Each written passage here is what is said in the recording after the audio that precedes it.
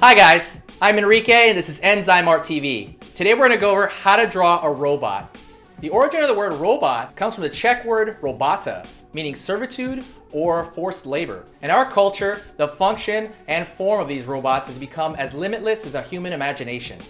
There are so many shapes and designs portrayed across media that your choices are nearly endless when it comes to creating your own. Have you ever noticed that the general concept of a robot in film or print isn't so different from human anatomy?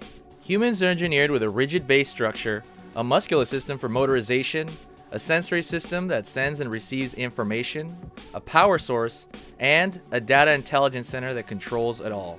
Thinking of parts of a robot in some of the same terms of understanding will make it easier for you to brainstorm design concepts. No matter what the concept, your robot is basically guaranteed to have degrees of freedom. These are any sorts of joints or parts which move or bend. For example, look at this robot. It has 4 degrees of freedom. Compare that to the degree of freedom of a human arm. Consider that for every degree of freedom, there is some sort of motor which drives its movement. And just like in the human body, individual moving parts are connected by joints.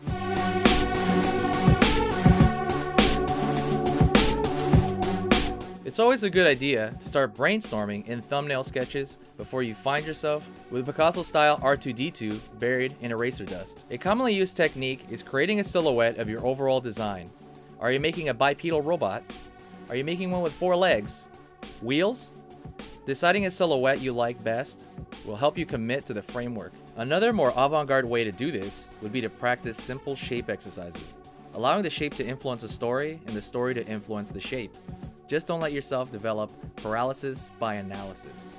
In the design stage, simply focus on proportion and shape. Perspective comes later. An important tool to have in your artist toolbox that comes into play with intricate builds like robots is the concept of areas of complexity versus areas of simplicity. In any drawing, there is potential for areas of tension, which tighten up the picture, and areas of simplicity, which let your eyes relax. What makes a picture visually engaging is a contrast between the two. So, while too simple and plain is boring, too much complexity might make the drawing too dense for the viewer. In a 2D image, trying to include all these intricacies might oversaturate your design and make it too dense for the viewer to appreciate. Once you have everything planned out, now it's time to start the drawing. For this example, my robot is going to be standing on 2 legs, and I'm also going to mark where the pivot points on the robot will be. I've worked out the proportions already, and the next step is to go into more detail with my mass shapes. Basically, I'm deciding what smaller shapes make up the larger ones. When I'm going into detail like this, it's making me consider more the functionality of specific parts. What is going to move this arm or that leg? It helps the function of your design to make sense, but this part doesn't have to be 100% accurate. It's not like you're making a blueprint. With that being said, it's nice to know about general mechanics. If you're hoping to make a robot that's slightly more believable than Matthew Broderick as Inspector Gadget.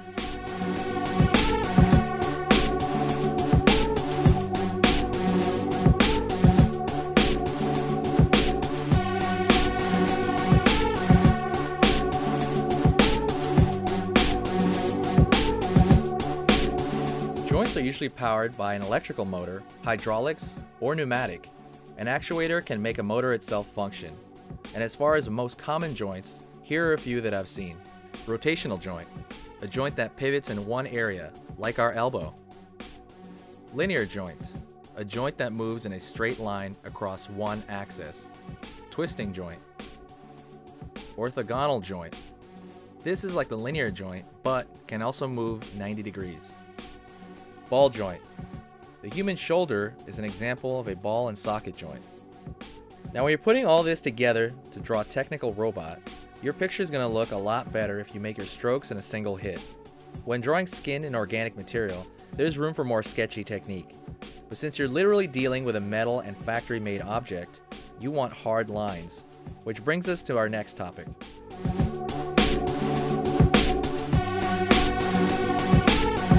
Toning up your dexterity will help you achieve solid but accurate lines for your bots. Here are 3 exercises to improve your dexterity.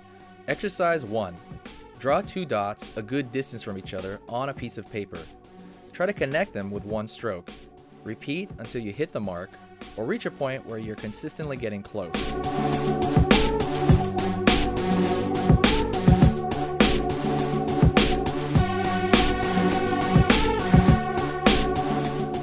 Exercise 2. Draw a curved line on paper and try to thicken it slowly.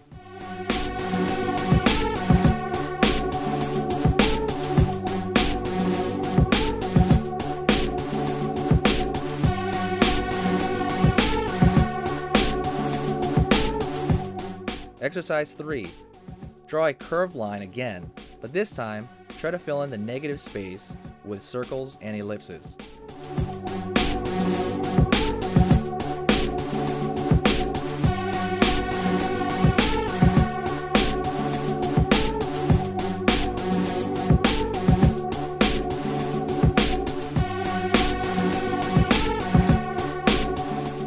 As long as we're talking about improving your technique, we might as well talk about line thickness. Line thickness is a great tool to establish perspective, contour, and abbreviated detail. A 1 is a very thin line, a 2 is a medium thickness, and a 3 is a very thick. If you want to define a contour or show that something is closer to the viewer, a 2 is a good bet. A thicker line also can be strategically used to suggest a complexity within.